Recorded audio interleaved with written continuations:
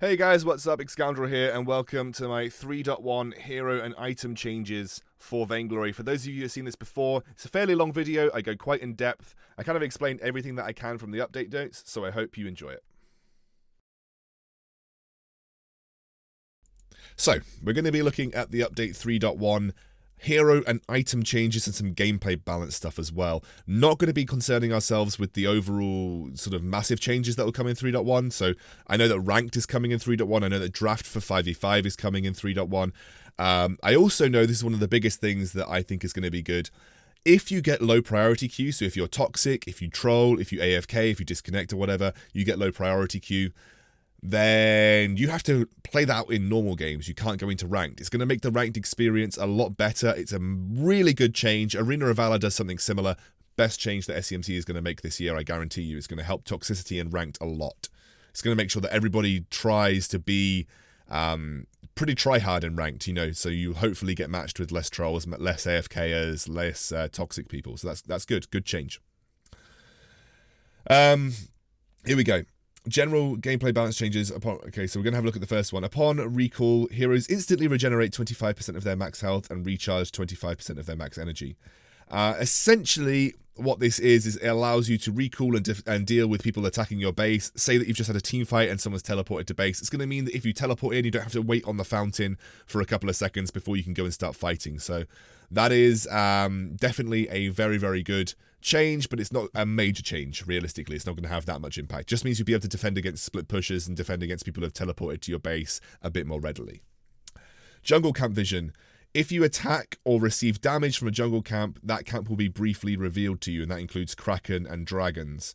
Okay, so one thing that I found really annoying in games is when I was kiting jungle camps in 5v5 and I pulled them into a brush ready to move on to the next camp. One example is taking the red weapon power buff and then going towards gold toad or gold oak. If I pulled that into the brush near the brush in between those two camps, sometimes it would just flick it in and out of vision, and then unfortunately I couldn't hit it all the time, and it made it very difficult to kill. Like this change. The downside of this change is that if you are trying to control vision around Kraken area, or if you're trying to control vision around the dragons, then enemies with skills that can shoot over the walls can constantly keep tabs on it, making it slightly easier for them to potentially get a steal, and that's the same with Kraken in 3v3. So there is a downside to it. It means that vision control of those areas will mean a little bit less, and longer range heroes that could potentially steal will be able to get an idea of the HP value of that target as you guys are taking it, making it slightly easier for them to guess when to steal. That's the only downside of this. This is really good. This is much needed. Basically, when you take Blacklaw, you get 10% health and 10% energy recharge for 5 seconds over those sort of 5 seconds. So you get a maximum 50% recharge on your health and energy. One of the biggest problems with taking Blacklaw in 5v5 is that if you took Blacklaw and Blacklaw very quickly landed into the mid lane and you took a lot of damage taking Blacklaw and you took damage in the preceding team fight, you'd have to back to base before you could actually do anything. You'd have to go back to base and then join Blacklaw, and by the time he's already half dead. So this is a really good change. It means that teams can actually potentially capitalize on Blacklaw. It's basically half of Kraken regeneration. And if you take damage from heroes or structures, it doesn't matter about minions, I don't think, you'll end up losing that regeneration. So this is a really good change. Definitely needed. It means teams can actually capitalize on Blacklaw now. And it makes the objective a bit more worth in terms of taking. A lot of people just didn't take Blacklaw because by the time that you took it, you could do nothing with it. This is one of the biggest changes of the entire update. I'm just going to have a quick drink, guys, sorry. This is one of the biggest changes of the entire update. Minion spawn time down to 30 seconds. So minions now spawn at 30 seconds instead of 45. Their base movement speed has gone up, and their scaling movement speed has gone down. Minions at the start of the game spawn earlier and are quicker. Why is that important? Why do you think that's important? Because the jungle gets taken by laners, right? Laners do a rotation of the jungle, they clear the entire side of the jungle and then go to lane and actually very rarely lose out on much experience from the lane. Now, you have to make the decision about whether you want to go to lane to get lane experience and lane gold and potentially set up a way to punish your opponents because your minions move a bit quicker, or do a jungle rotation. What this is really doing is making the jungle worse to take on first rotation. So you might now just gift one buff over to a laner and see laners go to lane, and then the jungler gets their first rotation, meaning that the jungle is a bit more of a rewarding role for the jungler. You're going to have more gold on your first rotation, you have more options, you don't have to gank straight away, you can farm a little bit more and try and gank another lane.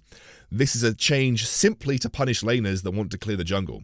And you'll see some changes further down in the update about doing the same thing, but this is a change that tries to punish laners that don't start in lane, start jungle, and go to lane late.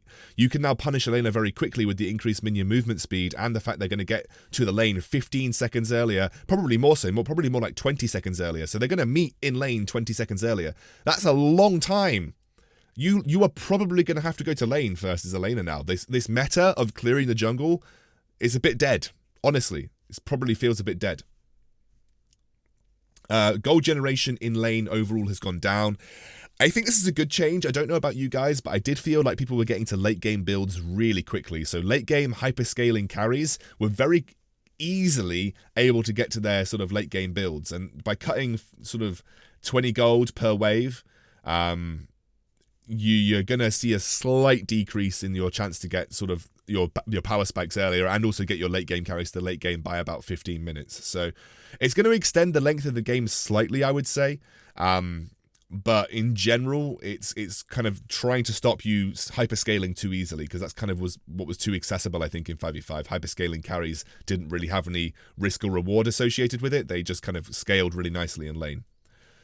Experience generation. Gold Oak up, Double Bear Camp up, Healing Treant down, and the small bear next to it, and Weapon and Crystal Guardian experience up.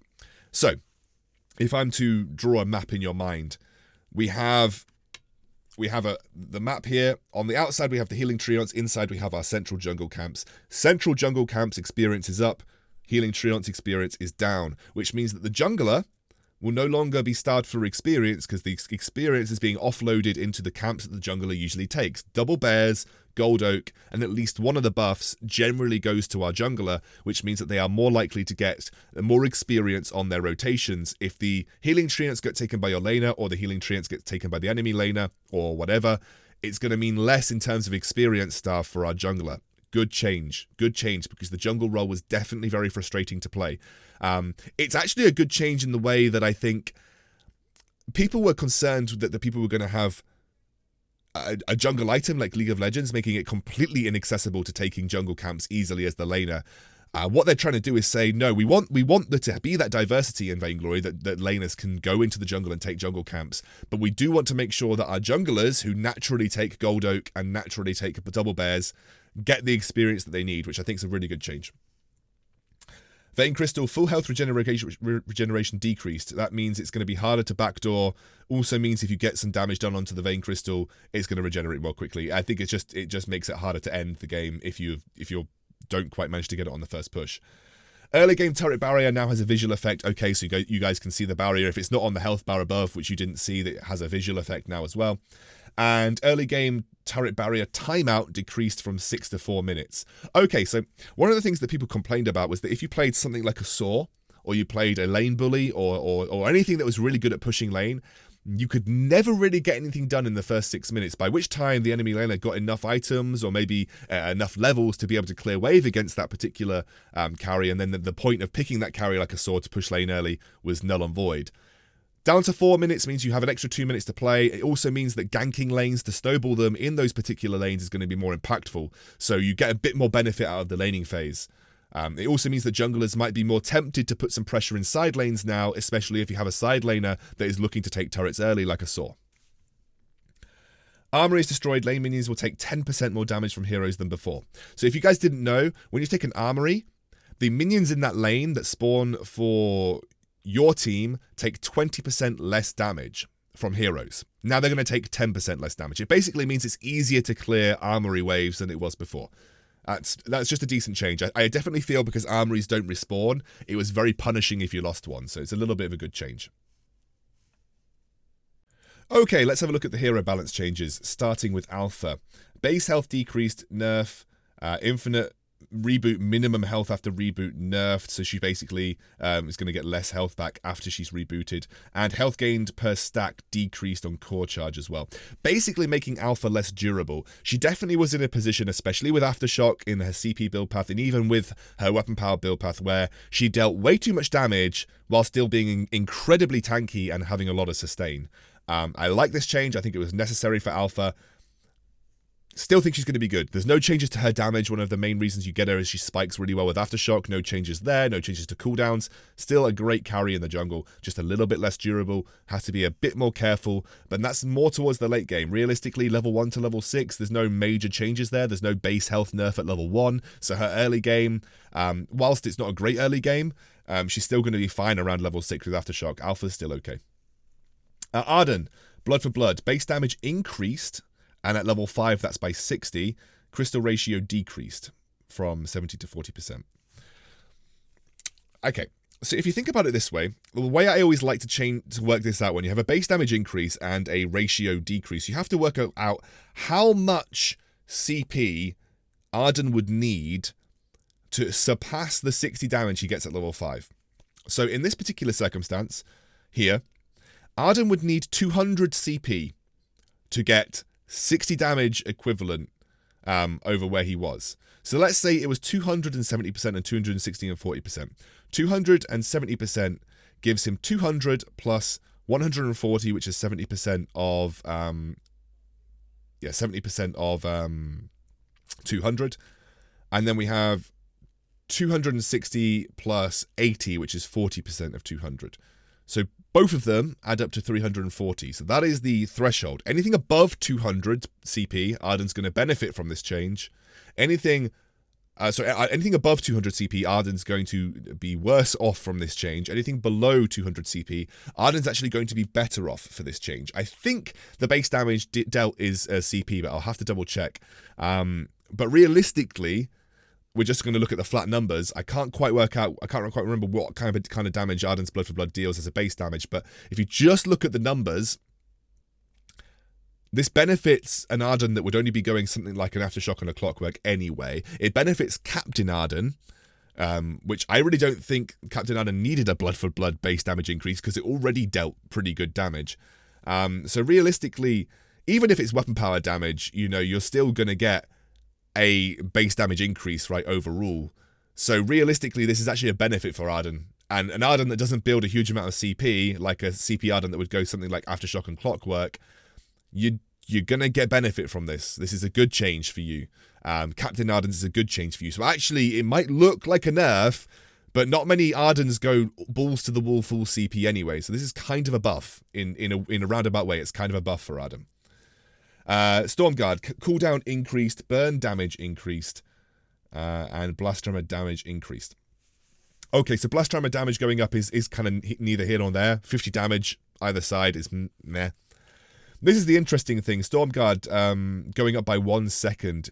Definitely feel like, with the majority of Catherines that build the Aftershock build, they go into a Clockwork. This is going to make very little difference overall. You're going to be looking at, something like a 0.4 second, 0.5 second difference between proccing your Stormguard anyway. But the burn damage going up is good, especially for Captain Catherines. They're basically trying to say, use your Stormguard they're trying to say use your Stormguard more selectively, because when you use it in the right situation and with people around you, you're going to get more benefit from it. But because they are such minor changes, it's not going to have a huge impact to Catherine. And with the blast armor damage increase, overall Catherine, I don't think is going to see too much shifting from where she is. She's already in a good position. Celeste, slow storm, star increase speed. Okay, that just makes cross map snipes a bit easier. It's not going to make a massive difference. It's basically been sped up by about another, about another 30% or so. So, yeah, that's fine. It's just going to make cross-map snipes a bit easier. You can relay across the map a bit better, because she has got a global ult, but it was a very slow-traveling global ult. It's going to make it a bit better. Churnwalker, healing percentage gone up on the chains, the base damage gone up on Torment, and Trespass gone down, because they actually previously nerfed Trespass because it was up too quickly. Churnwalker was in a weird spot. 3v3, he's really good, and this is going to make him even better on 3v3. 5v5, he was in a tough spot because there was just so much damage from so many sources that he wasn't really tanking enough. So this is going to make him slightly better on 5v5. Massive, a 25% increase to his healing on his chains means that he's definitely going to be more durable if you can land those chains, and the cooldown decrease means you might even be able to get 2 of these off in a fight if you have something like a clockwork. So yeah, I think definitely think Churnwalker is going to be better. Whether he'll surpass the really top level captains right now, we'll have to see, but Churnwalker will be in a better spot than he was. He'll be broken on 3v3, by the way. If you're looking for something to play on 3v3, even though ranked's coming out on 5v5 now, Churnwalker will be very good. Damage down on Truth of the Tooth, especially in the late game. So not too much early impact, but late game impact, especially for Fortress, because he was dealing a lot of damage. And Wolf base health decreased. That's good, because the Wolf base health was obnoxious. Fortress will still be good, but a 50 damage nerf is quite significant, especially in the late game. He'll still be an okay captain, I feel. Kind of still serves a purpose in the captain role in 5v5. Maybe less so in the jungle at this point. He kind of spikes with Aftershock, though. He's one of those carries that really does well with Aftershock regardless. So, yeah. I think Fortress will still be okay, and he's still going to be a fine captain, but he's not going to be quite as good as he was. But I don't think this is going to nerf him into the ground. I think Fortress will still be a decent captain and potentially still a good jungler. Base damage increase on Grace going up on her Retribution, which is her heroic perk. Base weapon ratio going down. Benediction weapon ratio going down. And they're compensating a little bit by increasing Holy Nova damage. So, again, let's do the kind of the, I guess, the math on this situation. We've got an increase of, 33 damage at max level to the base damage of Benediction. And we've got a decrease of 5% there, and Benediction has a 15% decrease. So a 5% decrease on weapon ratio means that you would have to have a loss of at least 33 damage to your total weapon power. So let's imagine 33 as 5% of something. Well, 33 as 66 of 10% of something is 660. So to actually lose 33 damage in scaling, you'd have to have 660 or so weapon power, which you're never going to get. So, actually, this isn't a bad change for Grace. It's another one of those scenarios for Arden where mathematically, at the max level, you're going to have that base damage increase, which is going to benefit you anyway, because you never had enough weapon power to make this nerf in percentage worth it. And maybe in the mid-game, you'll have a little bit of a lockdown, but in the late game, it's actually not going to be a bad thing for Grace. Weapon power ratio on Benediction down by 15%, though. So if we imagine 33 as 15% of something, 66 as 30% of something, so that gives us about 200 weapon power. 200 weapon power is feasible. So Benediction, obviously, you're going to see a big decrease there, and obviously this is the Benediction damage upright, and that's definitely going to see a decrease in the damage there for Benediction. But overall, in terms of hitting heroic perk in the late game, not going to see too much drop off because of the base damage increase. And Holy Nova base damage increase just means that, especially for Captain Grace, going to be more impactful if you use it at the right time. So Captain Grace in general has got better.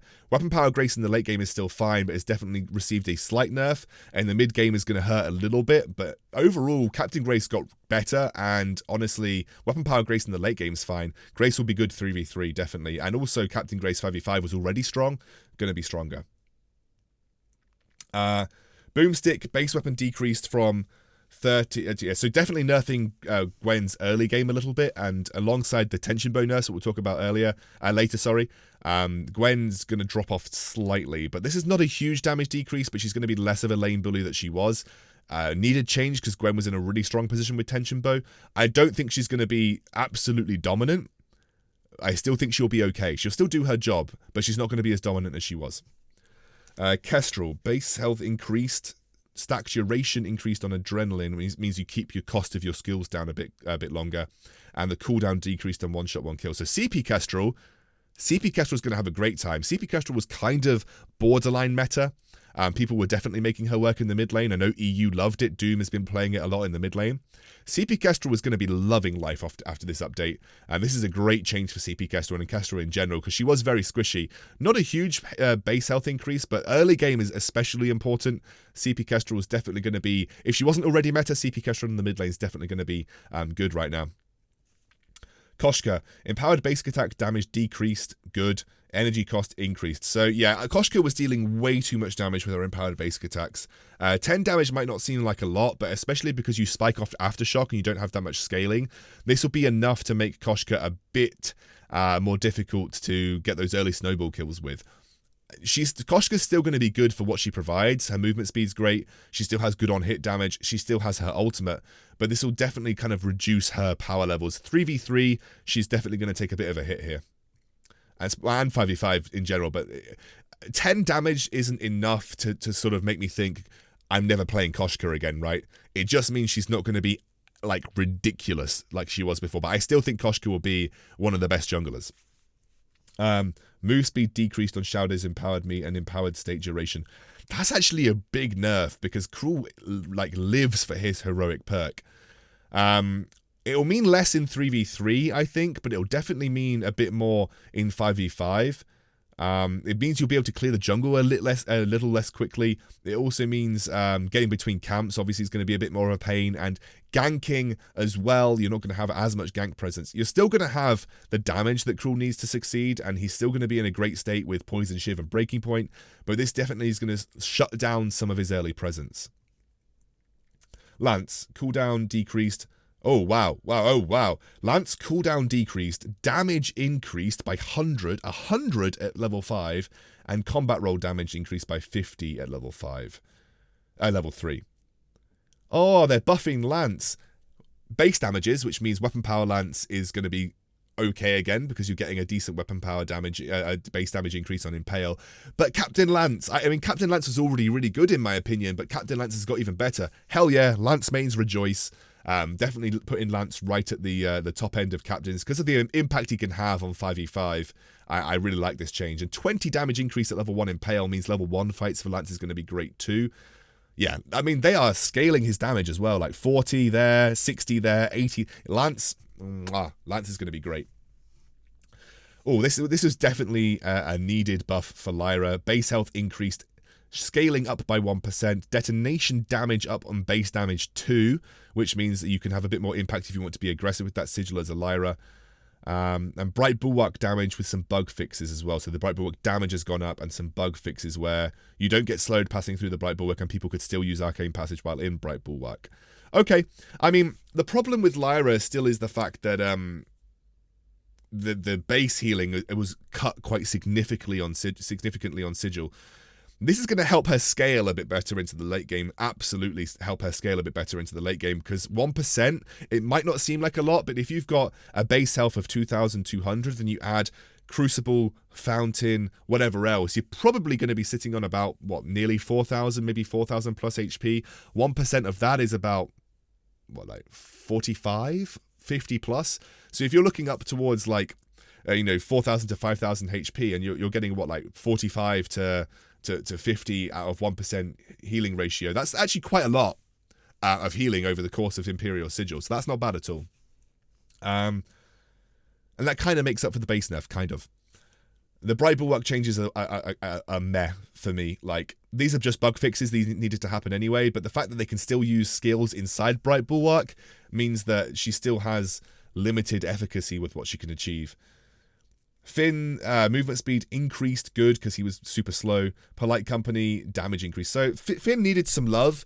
He definitely didn't need too much love.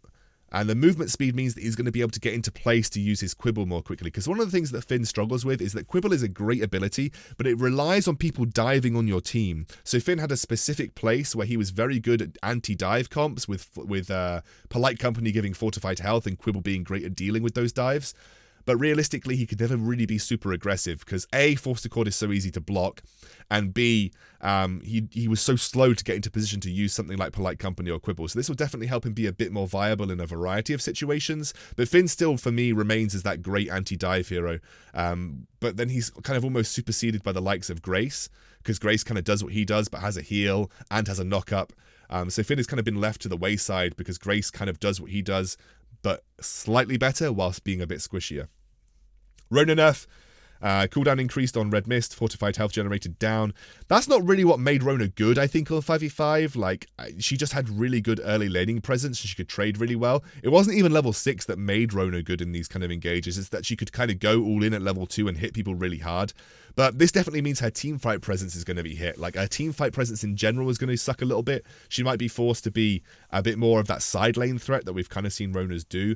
But it's not a massive nerf to Rona, realistically. 2 seconds is a decent nerf, but this isn't a massive nerf on the fortified health generation. Rona will still be good, just not quite as obnoxiously good as she was before, because she was kind of really strong.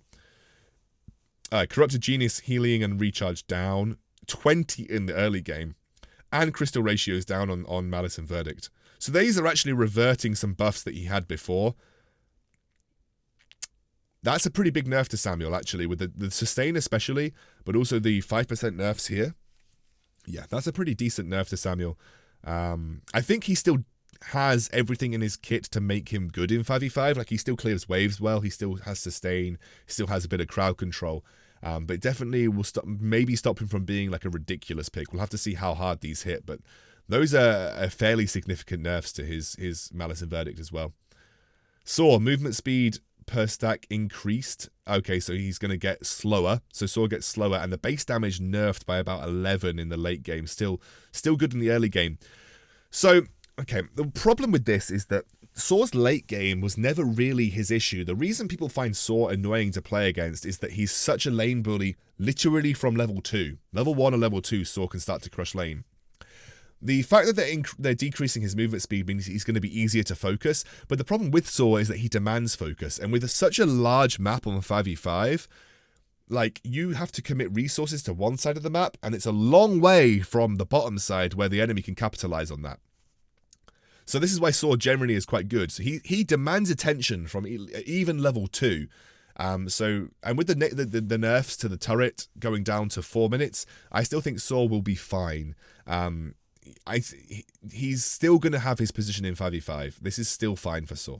It just means Saw Port and CP Saw have inadvertently been nerfed because of how annoying weapon power Saw was. Just don't play Saw Port. I know Flash played it, but don't play Saw Port. CP ratio on his first basic attack gone down by 5%. Fixed a bug with Sonic Zoom where the first 2 basic attacks that you get when you Sonic Zoom weren't dealing crystal damage, and the basic attack ratio has been decreased. Basic attack damage decreased from ratio. Oh, okay, so basically the 2 hits now deal less damage, and his overall damage has been decreased. I think his resonance bounces were more of the issue for me than his initial on-hit. I think his resonance bounces were the ones that were dealing obnoxious damage. Because 5v5, obviously, is hard to avoid resonance bounces, whereas in 3v3 it was easier. But this just means Vox is going to be slightly worse in a 1v1 scenario, especially in a side lane. And this has inadvertently hit weapon power Vox a little bit too. So, yeah, rip weapon power Vox. I mean, weapon power Vox is still going to be good, but it's inadvertently hit him quite significantly. And honestly, this wasn't the issue for me with CP Vox. He's still going to be fine. Like, he's still going to do his job. And that wasn't the overall issue for me with CP Vox. Right, I don't know what's happened to the formatting here, but hell, let's go with it. Aegis, cost decrease. I think that reflects the nerf that Aegis got. That's fine. Same with Metal Jacket. That's fine. It reflects the nerf that they had in the previous update. Melee heal decrease from 65 to 60. I don't think that's significant enough. Like, 5 health is not a major amount. It definitely means that if you are able to be really good at poking a melee laner, they'll feel it a bit more. But that, I feel like 5 is more of just testing the waters to see how it goes, as opposed to really having a significant impact, because Book of Eulogies really keeps melee laners safe in bad matchups, and still getting 60 health per minion kill, yeah, we'll see. Tension Bow base weapon power decreased from 60 to 50. Fair enough. I think this is going to make Gwen weaker overall. Tension Bow is still going to fulfill its purpose. Tension Bow wasn't in the broken state that it was a few updates ago, so Tension Bow was still being built by carries that wanted to try and snowball or look to burst. This is still going to be fine. They haven't touched the burst damage of Tension Bow. That's kind of what you buy Tension Bow for. It just means it's not going to be the item that you can build in lots of other weapon power carry builds. Tornado Trigger attack speed decrease, that's a pretty decent attack speed decrease, 5%, 10% overall. Yeah, okay. Tornado Trigger wasn't a problem item for me. but they obviously felt that it was. This was the problem item for me. Base weapon power decreased from 80 to 70. That is a decent nerf. I think that was needed. What is it, like 11 or 12% nerf on Tyrant's Monocle damage? That'll make things like weapon power grace worse. That'll make things like Saw a little bit worse overall. So you've got to remember that whenever you're looking at heroes, you've got to think about what their normal hero build is. Who makes use of Tyrant's Monocle? Vox with the Breaking Point double Tyrant's Monocle build that's come back into the meta. Gwen a little bit. Saw, weapon power grace, all of these heroes that previously used Tyrant's Monocle also inadvertently get nerfed. So weapon power Saw's late game is definitely going to get hit with this, especially anybody that would use Tyrant's Monocle and stack it with 2 of them, definitely going to see a slight decrease in their overall damage output. It still fits that point in the game where you need it for a crit weapon power item, so it's not going to be replaced by anything because we don't really have the diversity yet for items. But it definitely means that those obnoxious carries that crit you for a lot, Baron for instance, who definitely was coming back in 5v5, are all going to see slight late game nerfs because of the Tyrant's Monocle nerf. There were some bug fixes, but they seem to have disappeared. So that is the end of the hero update and item update notes. I will catch you and maybe do a video looking at some of the major changes in the other set of update notes when they come out. But basically, I'll do an overall video, maybe looking at the meta in the next update. But there isn't too much to shake things up. I think realistically, Samuel will drop off a bit. Saw is still going to be seen.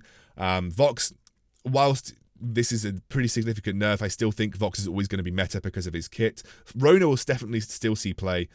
Lyra might come back into the meta slightly. Lance is definitely going to be a top tier captain. Koshka and Cruel. Cruel still is great 1v1 jungler, still has all the damage he needs. This is a definite nerf to the way he can clear jungle and definite nerf to his gank potential, but he's still going to be seen play, as will Koshka.